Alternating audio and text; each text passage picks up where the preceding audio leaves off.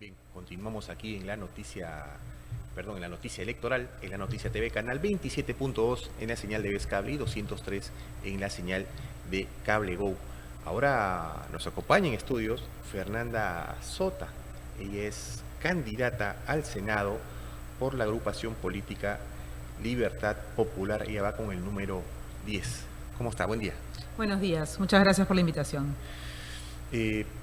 Le consultaba antes de entrar a la entrevista que era si era la primera vez que postulaba, que entraba en una carrera electoral, y me decía que sí. ¿Con qué se ha encontrado? Bueno, me he encontrado con gente bastante desilusionada de lo que ha venido sucediendo en el país, ¿no? Todos sabemos y nos lo repiten a cada rato y lo vemos que hemos tenido casi 10 presidentes en 10 años. Además de eso hemos tenido 180 ministros en los últimos 5 años. Entonces, planificar un país, hacer unas políticas públicas, mejorar la calidad del gasto, a pesar de que estamos en un ciclo de crecimiento económico importante para el país, porque es un país minero y los términos de intercambio, que son lo que nosotros vendemos respecto a lo que nosotros compramos, están altos, no nos han permitido crecer para sacar a la población de la pobreza. Usted mencionaba una frase vital, ¿no? Políticas públicas. ¿Existen políticas públicas? Existen, yo creo que han habido intentos de algunos ministros que han entrado técnicos en los últimos 10 presidentes que lo han intentado, pero nadie puede hacer nada si tu máxima permanencia en una cartera son meses o semanas o a veces días, ¿no? Porque lo que nos ha pasado es que hemos pasado de ser una república presidencial, ¿no?, donde era el Ejecutivo el que decidía y el Congreso el que ratificaba, a ser una república congresal, donde los congresistas deciden quién gobierna y además eligen personas con, discúlpenme la palabra, anticuchos, para que en el momento que no hagan lo que ellos quieran, sacarlos. O sea, es adrede. Por supuesto, es una repartija. Es una repartija, o sea, no están pensando en el país, están pensando en su poder. ¿Quién pongo yo? ¿Esto se hizo más evidente con Gerí, cree usted? Yo creo que con Dina, ¿no? Con Dina empezó, o sea, la pusieron a Dina a pesar de que había sido vicepresidenta de Pedro Castillo, cuando la habían completamente despreciado, la pusieron ahí apoyadas por la señora Keiko, por el señor Acuña, por la bancada de Renovación Popular, y se hicieron los locos y la tuvieron ahí hasta que no les fue útil. Pero era lo que constitucionalmente correspondía. Por supuesto, ¿no? por supuesto que sí. Y entiendo que su crítica va a cómo la soportaron todo ese tiempo. Sí, porque además lo que pidió la población, ¿no? Se hicieron varias encuestas, es que se vayan todos, que se convoquen elecciones, ¿no?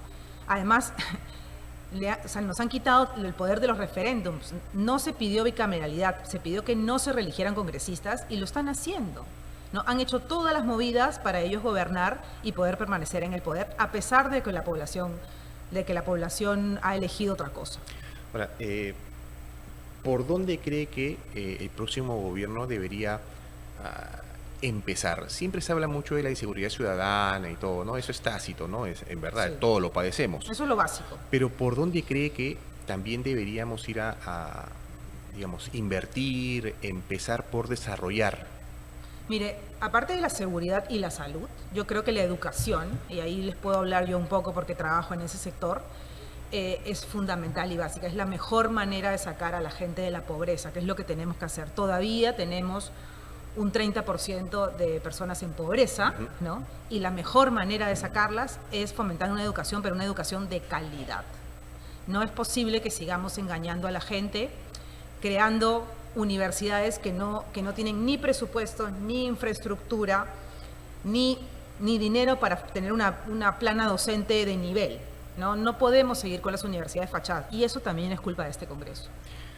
Entiendo que entonces su principal preocupación es la educación, pero ¿solamente la educación universitaria o también le preocupa también el tema escolar? Bueno, hay miles de estudios que dicen que la educación más importante es la educación infantil básica, ¿no?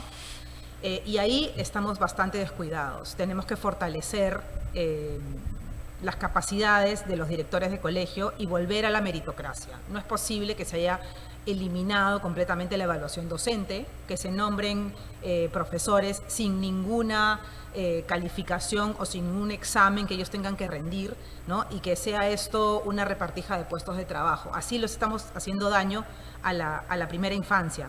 Yo les puedo hablar un poco desde la parte universitaria, ¿no? Que digamos es ya lo que prepara al ciudadano, al adolescente a ser un buen ciudadano, a tener valores, a saber investigar, ¿no? A estudiar las ciencias, las tecnologías, lo que el país necesita para tener una mayor productividad. Ahora, ¿considera que ha habido un exceso de parte del Congreso para abrir las puertas a nuevas universidades y cree que no ha habido el mayor análisis al respecto? Absolutamente. O sea, en los últimos 5 años se han creado 20 universidades. ¿20? Sí. Perdón, en el último año se han creado 20 universidades. Por supuesto que todavía no existen, ¿no? Son proyectos a regiones para llevarse los votos de esas regiones. Claro. Porque eso que va a ser una repartija de puestos de trabajo, una fuga de presupuesto público que se necesitaría inyectar en otro tipo de cosas. Las universidades públicas existen. Para un país como el Perú, la cantidad de universidades públicas es la correcta. El problema es que las están abandonando.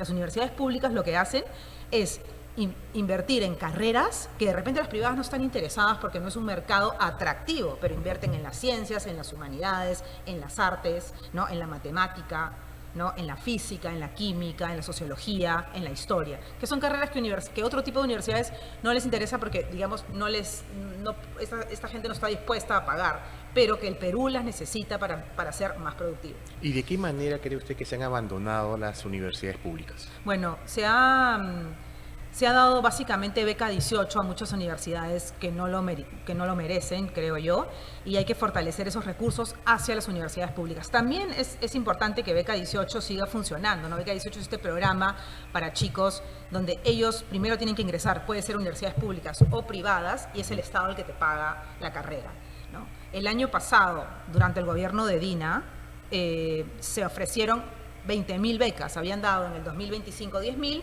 se ofrecieron 20.000. Ahora resulta que no hay ni 2.000 o 3.000 porque se dan medidas populistas sin tener el presupuesto antes. Los presupuestos de la República se aprueban el año anterior. Sí. Entonces ellos sabían perfectamente que la plata no la tenían y no han hecho absolutamente nada. Entonces han quedado un montón de chicos colgados, habiendo pagado los exámenes de ingreso a la universidad y sin la posibilidad de estudiar porque han postulado a universidades que su bolsillo no les alcanza. Ahora, este programa de beca de 18, si no me equivoco, fue Ollantumala, en el gobierno de Humala, Sí. me parece.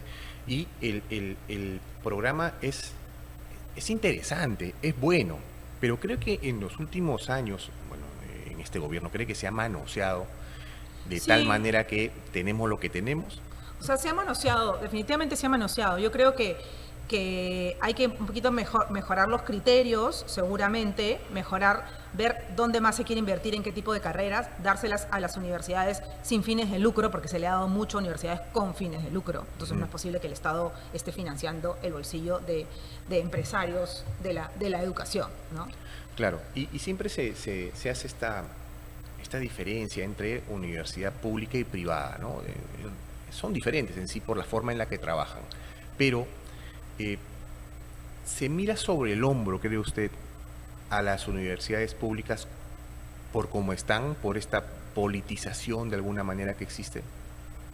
Mira, no lo sé, yo no lo creo. Yo la verdad que admiro muchísimo a las universidades públicas. O sea, ingresar a la UNI, a la San Marcos, es el ratio para postular, que es el ratio de selectividad, es 50-1, 60-1. Es todo un reto, ¿no? Por supuesto, se eligen a los mejores con exámenes de ingreso que son dificilísimos, que la gente se prepara 1 o 2 años. En cambio, hay otras universidades donde prácticamente te dicen dónde me yapeas para entrar. Porque es así, lamentablemente. Quieren llenar clases y engañan a los chicos porque no hay calidad académica. Otra cosa que tenemos que hacer cuando lleguemos a las cámaras es fortalecer la SUNEDU. Han liquidado, ¿no?, la ley universitaria. Han puesto a los mismos, a los rectores de algunas universidades privadas dentro de la SUNEDU. Han puesto gente del Ministerio de Educación dentro de la SUNEDU, cuando deberían ser la gente con mayores capacidades, ¿no? O sea, los mejores investigadores, los mejores docentes, los que vayan, que hay un concurso público para entrar ahí. No es posible que sea otra repartija. Se politizó más la SUNEDU. Por supuesto, porque necesitaban, muchos de los congresistas que están sentados actualmente ahí tienen universidades, muchos de los partidos políticos tienen universidades, como el señor Acuña, como el señor Luna, ¿no? O sea, les interesa eso. Además, o sea, lo hemos visto ahorita, cómo los ministerios pasan y están en manos de esos partidos. Claro, ahora, usted ha mencionado calidad académica en las universidades. ¿Existe? Bueno, en la que yo trabajo, que es la Católica, en donde estoy, existe y mucho, ¿no? Nosotros invertimos muchísimo en fortalecimiento de la plana docente, en investigación. Hay universidades donde se les paga 20, 30 soles a los profesores, donde no hacen investigación. No hay, o sea, solo la investigación te lleva a la frontera tecnológica, a cambiar el país, a innovar, ¿no? Si no haces investigación, te vas a quedar siempre como un país de procesador de metales y punto. Claro, ahora, hemos hablado bastante amplio del tema educativo, ¿no? Y para muchos, es el punto de partida, ¿no? Para mejorar la sociedad, y no me refiero simplemente a colegios, ¿no? Escolares. Usted mencionaba que son formadores, ¿no? de futuros profesionales. Pero estos profesionales, muchas veces, los más destacados, se van. Sí. ¿No? Hay una fuga de talentos, se menciona así, ¿no? Es una fuga de talentos. ¿Hay forma de atraerlos, de atraer a los mejores para que puedan aportar también al Estado? Sí, o sea, ¿O es poco atractivo? Es un reto. O sea, si tú no tienes seguridad, si tú estás pensando en que te están extorsionando, ¿no? Que tienes que cerrar tu negocio, que tienes trabas burocráticas, que las municipalidades te hacen la guerra, ¿no? ¿Dónde te vas? Te vas en un sitio donde las reglas estén claras y donde no hay, o sea, la corrupción está haciéndonos que no crezcamos a lo que debemos crecer. La inestabilidad política, lo acaban de decir centros de investigación, hay un artículo de este banco de inversión, JP Morgan, que es uno de los bancos más importantes del mundo, que dice que estamos perdiendo 2 puntos de crecimiento por temas de inseguridad, por temas de inestabilidad política. O sea, ya no es verdad lo que se decía antes de que la economía va por un lado y la política por otro. No. O sea, si te están extorsionando, si tú tienes que cerrar tu bodega antes, ¿no? Si tú tienes, si no puedes, si te roban tu venta diaria, ¿cómo vas a crecer? ¿Cómo vas a invertir? Por eso es que muchos chicos se están yendo. Y además, lo que está sucediendo también es que las universidades en el extranjero se están fortaleciendo y le ofrecen a los mejores estudiantes, ¿no? Becas en el extranjero, porque les interesa la diversidad, porque les interesa tener estudiantes que piensen diferente, que vengan de otras culturas, que tengan otras experiencias para enriquecer la clase. Claro, ahora, usted mencionaba que está en una universidad. ¿Cómo ve la conducta del joven respecto a las elecciones? Se menciona mucho que hay mucho desinterés, pero también el joven, por la edad que tiene, suele ser bastante impulsivo, comprarse pleitos. ¿Lo ve interesado en estas elecciones? Un poco más, yo creo que sí, un poco más. A mí he tenido la suerte que me hayan invitado a algunos movimientos, como Es Momento, Es Hoy, Encontrémonos, ¿no? Que son grupos de chicos universitarios o recién egresados que están interesados porque justamente por lo que decías tú, no ven futuro, no ven condiciones para quedarse y la gente está aprovechando cualquier cosa para irse a ver que si hay oportunidades en el extranjero, como sucedió hace 10 años, ¿no?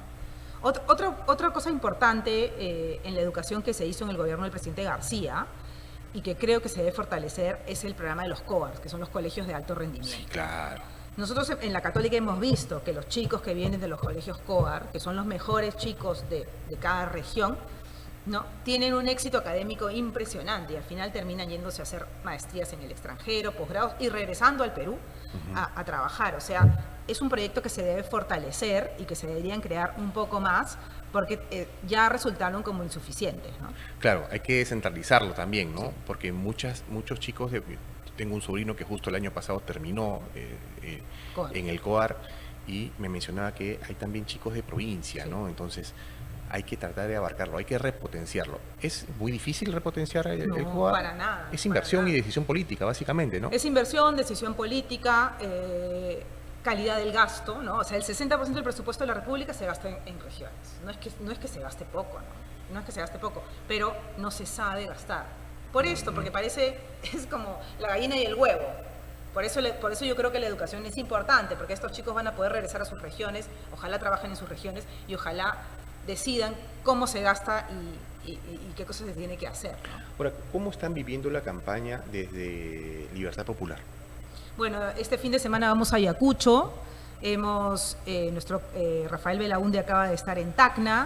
Estamos viajando en el Cusco, estamos viajando por el interior del Perú. Es una campaña austera, bueno, yo lo digo personalmente, estamos un poco recorriendo el Perú y estamos sobre todo trayendo gente con nuevos perfiles. Tú me comentabas al inicio si yo había ya postulado, y bueno, yo he sido presidenta de la Junta Vecinal de mi barrio en Barranco 2 periodos. Creo que los trabajos de las comunidades y de las juntas vecinales son importantes en tema de seguridad sobre todo. Ahí hay una cosa que yo quiero impulsar, que no es posible que los comisarios de las municipalidades los cambien una vez al año. Eso hace que ni siquiera conozcan a su población y a su territorio. O sea, ellos tienen que estar por lo menos 5 o 10 años ahí para establecer un nexo con el vecino, ¿no? Y saber exactamente quién mejor que el vecino conoce su calle, su barrio, su problemática, quién es el que roba, quién es el que no roba. O sea, ese tipo de temas se deben impulsar. El tema de las cámaras de seguridad, acabamos de ver el terrible caso de esta chica Marzano, que al final, ¿cómo se ha descubierto? Por cámaras de la municipalidad, porque la policía no estaba haciendo absolutamente nada. No están haciendo absolutamente nada. Entonces, la información está, la data está, pero no, por mala gestión, no se comparte y no se utiliza. Entonces, proyectos como por ejemplo tiene la Municipalidad de San Miguel, de integrar las cámaras de edificios privados a la municipalidad, dándote algunos beneficios en tributos o en algún tipo de cosas que le interese al ciudadano, ¿no? Puede mejorar y crear una red con la tecnología que tenemos para mejorar y vigilar mejor. Ahora, justo usted ha mencionado una palabra que es importante, ¿no? El uso de la tecnología, ¿no? Sí. ¿No tenemos los recursos o no hay interés de usarla?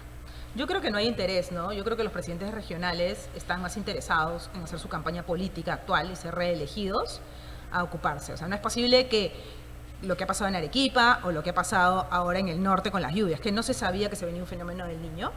O sea, basta entrar a internet y ver la data de la temperatura del mar. Se sabía eso, pero no se advirtió.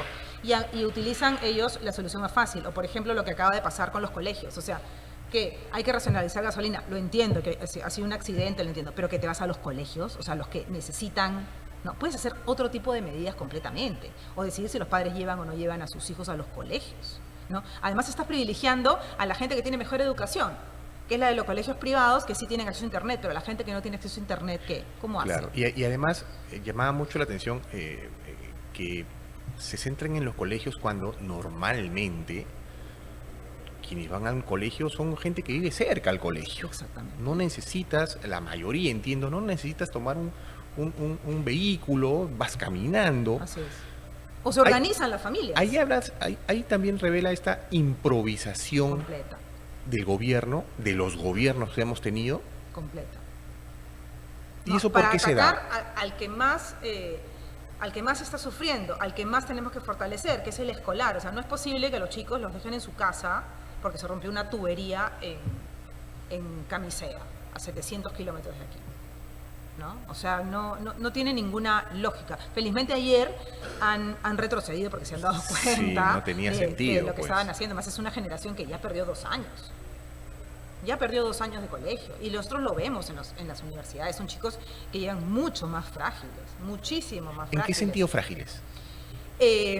Tenemos muchos problemas de salud mental en general en los colegios y en las universidades, ¿no? O sea, haber estado encerrado, haber perdido tu círculo social, ¿no? Tu vida por 2 años en una cosa además que no era me quedé sin gas, o sea, se puede morir mi papá, se puede morir mi compañero, Claro. se puede morir mi abuelito, ¿no? Entonces son mucho más frágiles. Eso es otra cosa que ha hecho que los COAR funcionen, porque se ha dado una red de protección, ¿no? Los colegios COAR tienen psicólogos, protegen a los chicos de cualquier violencia familiar que puede haber, porque además viven en el colegio en muchos casos, hay cuartos dentro de los colegios para que los chicos estén ahí, o sea, es como una especie de internado protegido para que ellos puedan dedicarse básicamente a estudiar en los 3 o 4 últimos años. Y del le colegio. genera también independencia, ¿no? Por supuesto. ¿Falta mucho eso en los jóvenes que entran a las universidades? Esta generación, digo, ¿no? Que usted mencionaba que son mucho más frágiles. Sí, es una generación muy frágil, pero también tiene sus recursos, ¿no? Es una generación que resuelve, que tiene muchísimo acceso a información, cosa Tiene que mucho no más teníamos, herramientas, ¿no? ¿no? Entonces, eso hace que tomen unas decisiones más libres. O sea, yo creo que no hay que estigmatizarlos, ¿no? O sea, sí, son una generación diferente, aprecian, lo vemos también en las empresas cuando hay este cruce generacional entre la generación X, la Z, los millennials, ¿no? Sí, Cada sí, uno sí. piensa diferente, cada uno actúa por otro tipo de valor, de supuesto, ¿no? Valoran otro tipo de cosas, pero yo creo que, como te decía, en la diversidad está lo rico, lo que puede hacer que surjan innovaciones y cosas diferentes, ¿no? Bien, estamos llegando a la parte final de la entrevista y le dejamos las cámaras un minuto para que se dirija a los electores. Bueno, nada, gracias por la entrevista. Yo espero que este abril, esta próxima elección, vayan a votar y que le den la oportunidad a personas diferentes, que tienen propuestas diferentes, que no han estado metidas en este especie de acomodo que ha habido en los últimos 5 años y que nos den la posibilidad de libertad popular de demostrar que podemos hacer algo por el Perú. Bien, estuvo con nosotros Fernanda Sota, candidata a senadora por Libertad Popular con el número 10. 10. De esta manera llegamos al final de esta edición de La Noticia Electoral.